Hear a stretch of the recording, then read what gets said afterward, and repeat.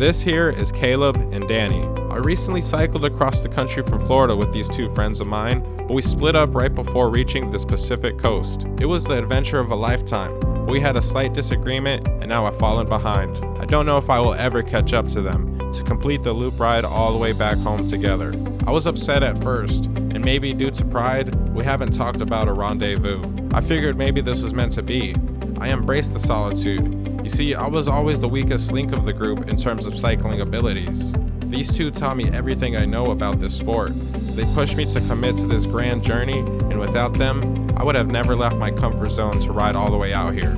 Imagine me adventuring the whole way back to Florida solo, as the underdog I felt I was. Biking across the country with your friends is one accomplishment, but doing it solo is on a whole nother level. Last episode, I was riding these same roads alone, probably 100 miles behind these guys. And at the end, I told you my phone broke, and I was mentally preparing for a rough night ahead without it, until a random traveling cyclist passed me, and I introduced myself. Well, yes, this is my campsite. Right next to the beach, but also right next to the road. At least it was quiet last night. But would you look at this? I'm not solo. And it's not Caleb and it's not Danny. It's Cody. So yesterday I was just riding. I think it was close to sunset, minding my own business. Next thing you know, this kid like flies by me on a bike. So I catch up.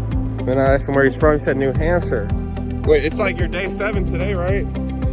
Yeah, he started in Washington. He didn't come all the way from New Hampshire, but still a savage nonetheless.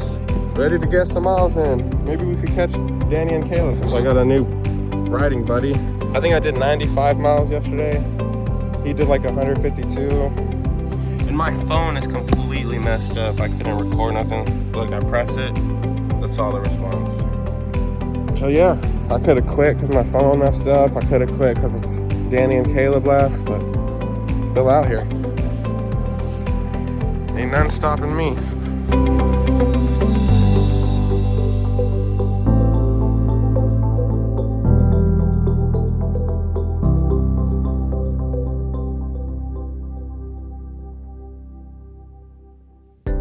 Oh my God. So me and Cody, we found a freaking dope spot. We just seen it off the side of the road and he was like, we should go check it out. I think we're like 150 away or something. Where I gotta pick up my other phone. So we rode in right here. Cody was trying to go up this way, up onto this. And he like fell and caught himself right here. Like I just met this dude, he was about to wipe out right in front of me like that. But we're about to go check it out, I guess, on this. It didn't say no biking. So hey, we're in there. This is about to be crazy. This is about to be crazy. I guess we're gonna go explore this one first. Okay, this guy's on some other shit. I don't know him like that, but he's already sending it. I like it. I lost Cody already. He's testing my inner adventure, dude. I got slides. This guy got mountain biking shoes. Bikes are all the way over there. In sight. Water's blue. Nice. You got this, bro. There you are, bro. Dude, it was so cool there. Like... You're gonna go do it again? No. Oh yeah. Nice, dude. That's actually kind of sick.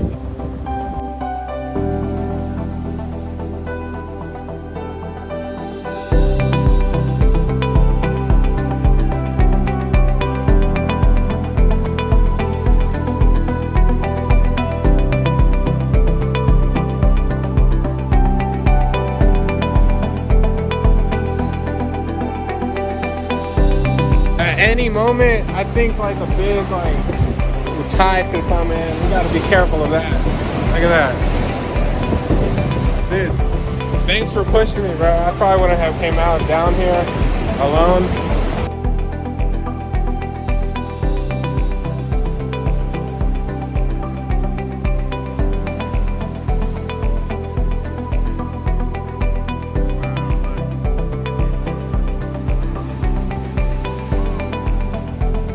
Ready? It's time to go back. Yeah. Nice little hill.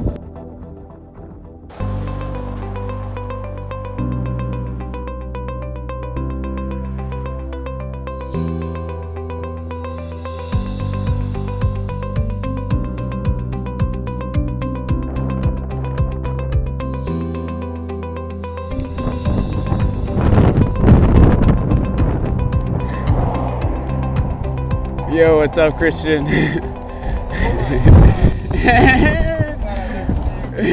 was like, hey, dude, wasn't gonna get rid of me that quick. Good shit, man. We had an epic day cycling the Oregon coast, but right before making it to the California state line, Cody told me he wanted to explore this area over here for whatever reason. It was out of the way, and I already had my sights set on this campground 17 miles south. Despite having vibed with the bro, I didn't want to veer off course, so we parted ways, and I was back navigating phoneless. The next few events took quite a turn. It was dark by the time I reached the Florence Keller County Park and Campground. Looking for a vacant spot, I rode around again and then again. I almost started to panic. It was full, until I found a playground/pavilion area in the back, and I stealthily pitched my tent. As I was settling in for the night, a flashlight came up to my spot, and it was held by the campground host. They told me they'd get in trouble if someone was camping back here. I was forced to pack everything back up and ride back out into the night. I had no phone to navigate, and my lights were barely charged. I didn't have a plan B set. I'm not sure what's further south, but I slowly pedaled that way, not even knowing what time it was. My mind went to some dark, negative places. I was so tired and ready to rest. I get it that their job was on the line, but being told to leave just hurts. I couldn't help to feel like a reject. I even started overthinking about how Danny and Caleb didn't want to ride with me. Maybe Cody was feeling the same way. After what felt like an hour ride into Crescent City, California, I noticed homeless folk already in the possible sleep areas. Standing on the trail, I'm looking into the bushes for a flat spot, when some hooded up man with his hands in his pockets was suspiciously walking fast towards me. I wasn't taking any chances. I tried to pedal away, but I couldn't even get clipped in. I had to skateboard push my bike and I out of there. I barely got away. Maybe I was being paranoid, but I had the gut feeling he's trying to rob me or something malicious. As I fled across this bridge in a full-blown panic, I'm breaking down, tearing up. I turn this corner and scramble into this random bathroom, locked it, and with my back to the door, I drop down crying into my hands and knees. This is the lowest low of the trip so far. After all these amazing experiences I've had, I still found myself questioning my life decisions that led me there. Is it worth it to keep riding home solo? What am I doing with my life? I heard some people who had been persistently standing outside the bathroom. I didn't really perceive them as a threat, so I opened up. It was a couple, maybe my age or older. For some odd reason, they were there to clean the public bathroom in the middle of the night. They seemed to be street smart and friendly, so I explained to them my situation. The dude recommended I stay in the bathroom right after he finishes cleaning it, for there's crazy people out in Crescent City. The bathroom stays locked at night anyway. After all the scary, dark uncertainty that went on tonight, I was so relieved and felt some luck back on my side. I relaxed on the bathroom floor and proceeded to sleep for what felt like a solid few hours. Sometime during my rest, someone jiggled the doorknob a little bit. I probably took their spot, but I woke up okay. I packed everything up while I was inside the bathroom, and I was ready to ride before I swung that door open. To my surprise, it was only the break of dawn, but light enough to where I'm able to see this pretty looking girl ride by on the bike trail. She looked like she was on a bike tour herself. I don't know why, but I felt I just had to go and talk to her. And good thing I did, because after introducing myself, she told me about the road construction that will soon close the Redwood highway ahead. We have to make it over the pass by 8 a.m. or else we're stuck on this side for the whole workday. I had no idea about this, so we rode a ferocious pace up this climb and passed several other cyclists along the way. When we made it to the top, the road workers asked if anyone else was behind us. We told them other riders were a little further back, but the construction crew decided not to wait any longer. They let us through and closed the road right behind us. We made it right on time. That means virtually no traffic, and we have this road to ourselves.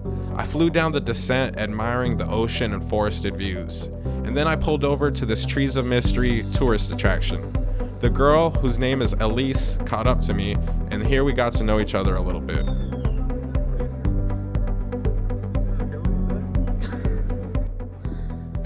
So, what is this place called?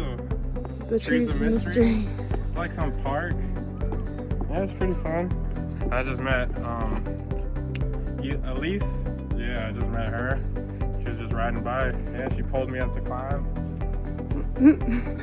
Yeah, it's been a good day. And last night, Cody and I separated. Well, if you don't know, I'm talking to Elise.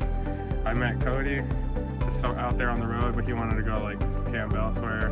and I was recording on his phone, so he's gonna send me like videos too. Yeah, and like we split up. But now like I'm riding with her for a little bit, I guess. Right? Yep. Walk around the nice spot.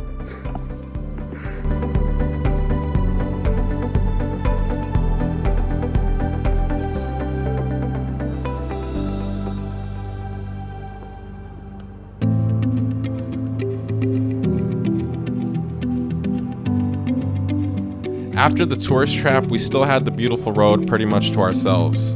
Our next stop ahead was the through tree, which I thought was the cooler attraction.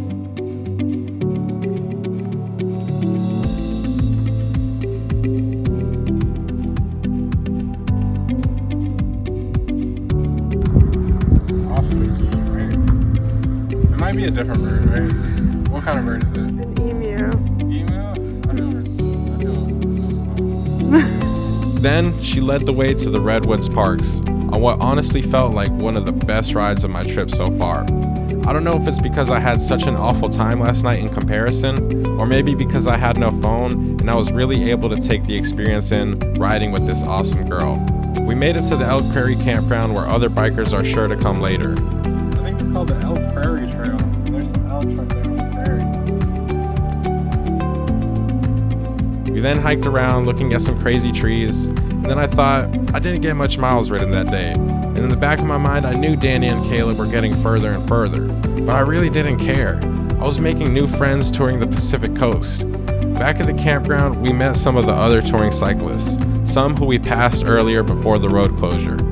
That evening, Elise and I even had time for a quick fun ride to Fern Canyon.